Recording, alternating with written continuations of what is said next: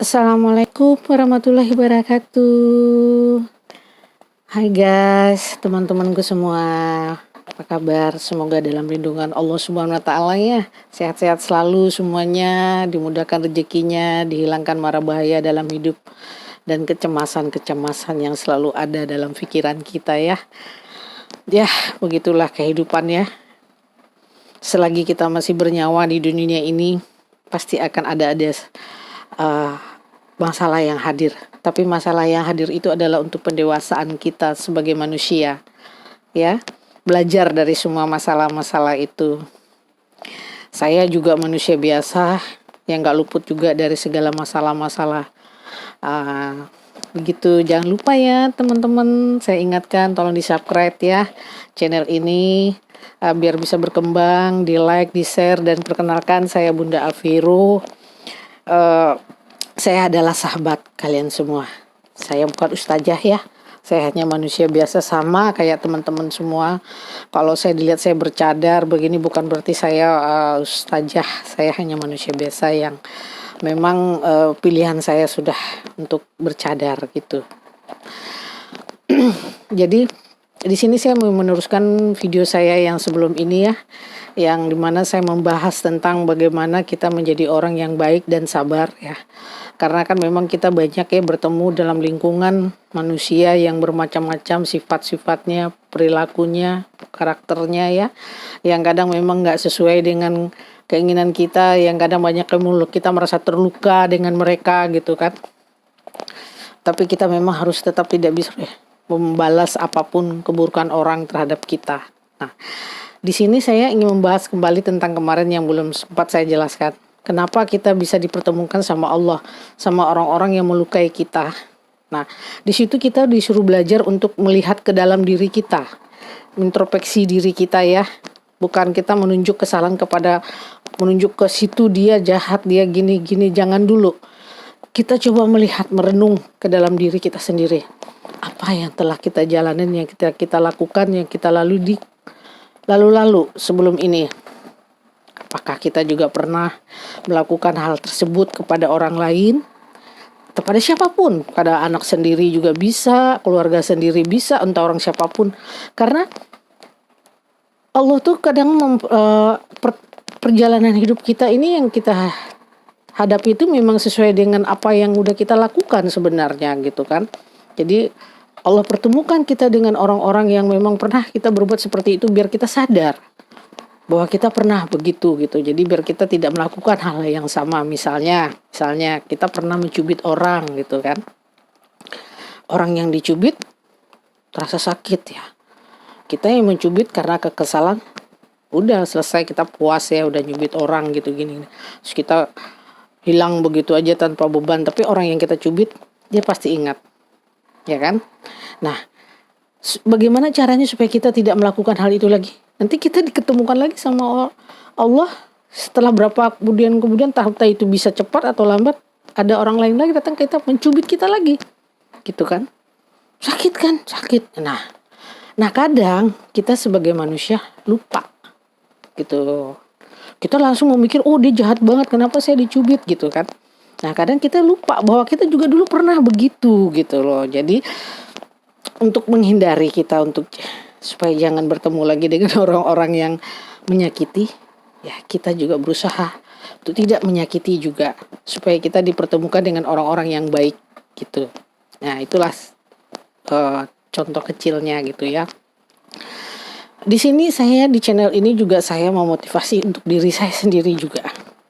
Karena saya juga manusia biasa ya. Saya juga banyak salah, banyak khilaf. Kadang manusia itu banyak yang tidak bisa melihat kesalahannya sendiri, dosanya sendiri, kekurangannya sendiri. Karena kita manusia lebih banyak mampu melihat kekurangan, kesalahan, dosa orang lain. Nah kadang-kadang itulah Tuhan mempertemukan kita dengan orang-orang yang mengingatkan kita siapa diri kita yang sebenarnya. Nah kita berusaha untuk berubah ya. Nah di sini saya juga sebenarnya bukan untuk niat untuk menasihati teman-teman ya. Saya juga sebenarnya sedang menasihati diri saya sendiri juga gitu ya. Karena manusia ini tak luput dari alfa dan khilaf ya.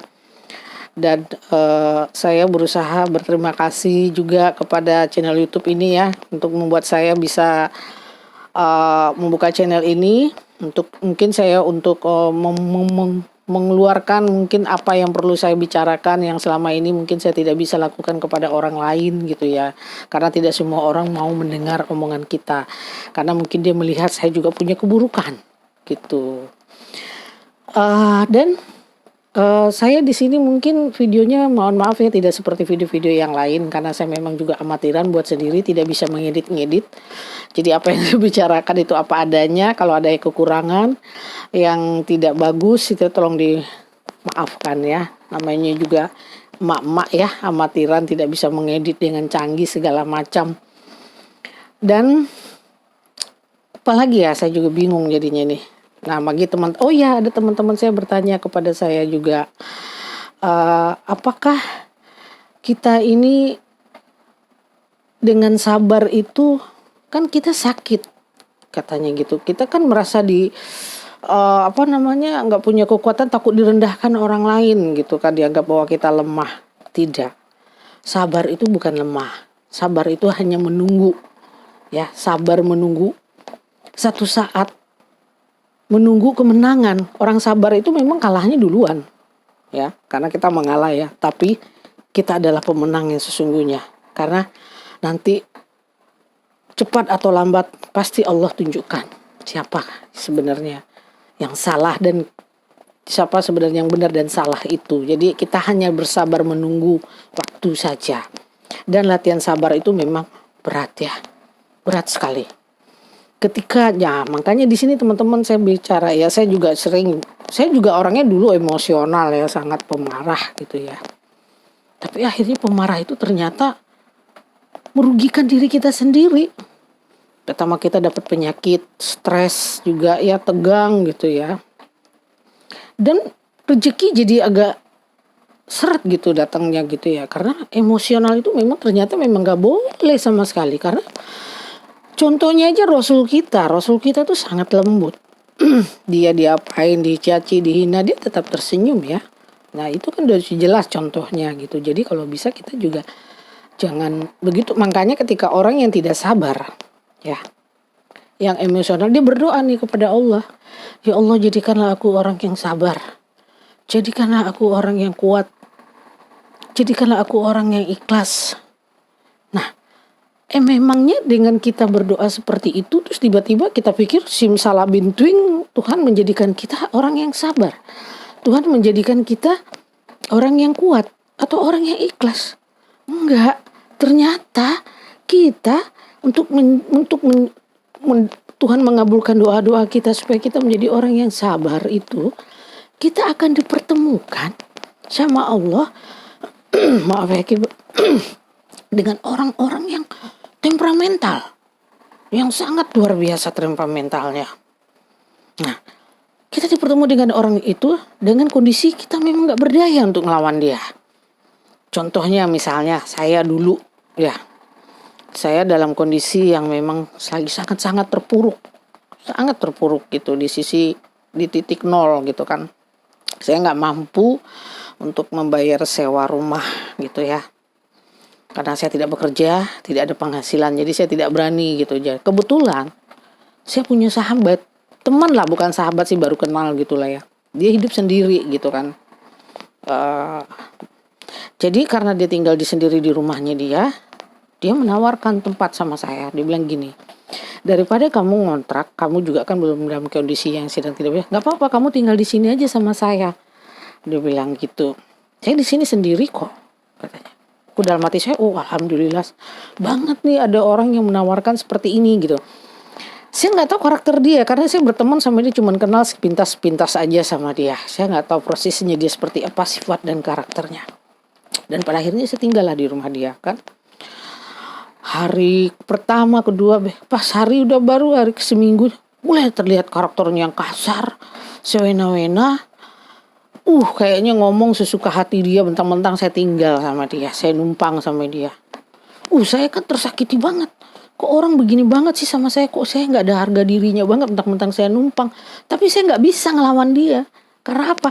Karena saya sadar Saya lagi nggak berdaya, saya numpang sama dia. Kalau saya nekat sok-sokan gitu, udah saya keluar dari tempat ini, saya bingung, saya mau kemana, mau tinggal di mana, saya mau sewa rumah di mana, uangnya dari mana.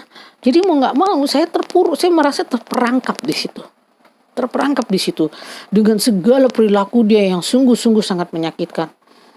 Tapi saya mau emosi, saya kan nggak bisa karena saya merasa diri saya ini siapa? Saya ini ada orang yang tidak berdaya yang lagi numpang sama dia. Dia nggak mau, saya tahan rasa-rasa sakit itu, rasa ingin melawan itu saya tahan. Setelah itu baru saya berpikir, saya merenung, saya bertanya kepada Allah, ya Allah, apa sebenarnya ini yang Kau hadirkan? Kenapa saya dipertemukan dengan orang ini? Harus menghadapi yang begini pahit ini. Setelah itu baru saya teringat, oh iya, berarti saya latihan sabar. Karena apa? Mau nggak mau saya harus sabar. Karena apa? Karena saya nggak mungkin ngelawan dia. Dan akhirnya saya mengingat, oh iya ya, Allah sedang melatih saya untuk menjadi orang sabar. Maka saya dipertemukan dengan orang seperti ini. Karena saya mungkin yang tadi, mungkin kalau saya dalam kondisi saya ada kekuatan, mungkin habis saya lawan balik, tapi nggak bisa. Nah, itulah pelajaran yang saya dapat. Berarti saya sedang dilatih untuk menjadi orang yang sabar, yang menerima perilaku dia sama saya. Dan ketika kita minta kekuatan sama Allah, Allah berilah saya kekuatan, Allah akan berikan kita beban. Kalau kita tidak punya beban, bagaimana kita bisa kuat? Sama seperti latihan orang-orang yang berotot itu ya. Supaya dia bisa punya otot yang kekar, yang kuat, dia kan harus latihan beban, ya kan? Harus, kalau dia semakin pengen ototnya lebih besar, lebih kuat lagi, beban dia semakin lama dia latihan dari 100 kilo, 200 kilo, 300 sampai seterusnya, supaya dia bisa jadi kuat. Manusia pun gitu. Jadi walaupun mungkin masalah-masalah yang hadir dalam hidup kita itu, sesungguhnya Allah hanya ingin mengajarkan kita untuk jadi orang sabar, orang kuat, dan jadi orang ikhlas. Ya, perbedaan ikhlas dengan sabar itu beda ya. Kalau orang sabar belum tentu ikhlas katanya. Karena memang seperti saya kemarin ya terjadi ya. Saya sabar gitu ya. Saya berusaha menahan emosi saya. Tapi hati saya menggerutu. Itu namanya sabar yang belum ikhlas. Tapi kalau sudah ikhlas, pasti kita akan sabar. Dan saya sudah ikhlas. Saya sudah ikhlas dengan apa yang terjadi sama kemarin. Dan saya juga udah memaafkan teman saya. Malah saya berterima kasih. Saya katakan kepadanya, apa alasan saya untuk membenci kamu? Karena Allah sedang memakai kamu untuk memberikan pelajaran sama saya. Jadi sebenarnya tidak ada alasan kita untuk membenci orang yang menyakiti kita. Sebenarnya mereka itu sedang memberikan pelajaran bagi kita. Untuk kita belajar jadi sabar. Untuk belajar mengingatkan kita juga akan keburukan-keburukan kita. Supaya kita juga jangan seperti itu. Jadi intinya setiap permasalahannya adalah dalam hidup kita. Mari kita menarik ke dalam diri kita. Jangan menunjuk keluar tapi tunjuk ke dalam. Agar ketemu solusinya. Jadi akhirnya tidak ada rasa benci, dendam kepada siapapun yang melukai kita. Begitu pengalaman yang saya pernah alami dan ingin saya bagikan kepada teman-teman. Nah, ketika kita sudah ikhlas, kita sudah menyadari itu, kita tidak punya rasa benci, dendam lagi. Karena kalau di dalam hidup kita mempunyai rasa benci, dendam itu, yang rugi kita sendiri loh. Gitu loh. Kalau kita masih membenci orang, memendam, menyimpan dendam sama seseorang, itu sebenarnya merugikan kita sendiri. Jadi kita jadi nggak tenang ngejali hari-hari kan. Jadi kan hidup yang nikmat itu adalah kan hidup yang penuh dengan ketenangan, yang penuh cinta kasih, yang penuh senyum, yang saling menyayangi. Makanya saya bilang jangan kita berbuat apapun buruk sedikit apapun, pasti kita nanti akan diketemukan sama Allah, sama orang-orang yang sama seperti kita. Jadi apa yang terjadi dalam kehidupan kita dipertemukan ABCD, itu semua sudah skenario Allah. Karena tidak ada yang kebetulan. Di dunia ini semua sudah diatur oleh Allah. Sedangkan daun yang jatuh itu juga udah diatur sama Allah. Kedipan mata kita pun sudah diatur. Semua itu udah menjadi skenario Allah. Sama juga mungkin saya ada di channel ini juga sudah menjadi skenario Allah. Ya. Karena kalau tidak, ya maklumlah saya ini ibu-ibu yang usianya sudah tidak muda lagi. Saya sebenarnya tidak mengerti tentang agak gaptek, tapi saya bismillah aja saya jalanin gini ya. Sekarang makanya adanya channel ini ya, yang masih abal-abal lah gitu ya kualitas videonya gitu ya, tapi mudah-mudahan isinya nggak abal-abal ya. Insya Allah nanti ada rezeki dari Allah, di kemudahan bisa mendapatkan alat-alat yang lebih canggih lagi, mungkin supaya teman-teman semua mau nontonnya nggak bosen, nggak jenuh karena hasil videonya yang sudah mulai bagus ya. Mohon doanya. Tapi saya bersemangat aja di sini untuk berbagi hal-hal yang pernah saya alami, untuk motivasi diri saya sendiri juga. Saya anggaplah channel ini jadi rumah saya, ladang saya untuk mengeluarkan apa yang ada dalam pikiran dan hati saya. Salam cinta, salam kasih buat sahabat-sahabatku semuanya. Terima kasih sudah mensupport saya sebagai sahabat kalian di sini, diterima sebagai sahabat di sini. Siapapun kalian, saya menyayangi kalian karena kalian ada juga makhluk Allah. Ya, karena saya mencintai Allah, jadi saya harus mencintai semua makhluk-makhluknya. Itu bukti cinta kita kepada Allah. Kan Allah itu tidak terlihat wujudnya ya. Jadi gimana cara kita membuktikan cinta kita kepada Allah? Ya, dengan perilaku kita. Dengan perilaku kita. Untuk kita menunjukkan, ini cintaku padamu ya Allah. Karena engkau tidak berwujud, tapi ciptaanmu terwujud, ciptamu nyata, ciptamu ada. Jadi istilahnya kalau Allah kan goib ya, istilahnya nggak nyata, kita bisa lihat dengan nyata, tapi ciptaannya ini kan nyata. Jadi kita tunjukkan saja rasa cinta kita kepada Allah dengan kita mencintai semua makhluknya. Itu bukti cinta kita kepada Allah dan Rasul. Sedangkan Rasul kita juga penuh kasih, penuh sayang kepada semua makhluk. Ya, saya rasa sekian dulu, nanti kita sambung lagi. Ada cerita-cerita yang lain lagi, semoga bermanfaat juga buat teman-teman semua. Semangat untuk menjadi orang yang sabar dan ikhlas dan percaya bahwa semua yang terjadi hanya untuk mendewasakan kita. Jadi berbuat baiklah terus agar kita selalu mendapatkan kebaikan karena sistem tabur tuai. Assalamualaikum warahmatullahi wabarakatuh.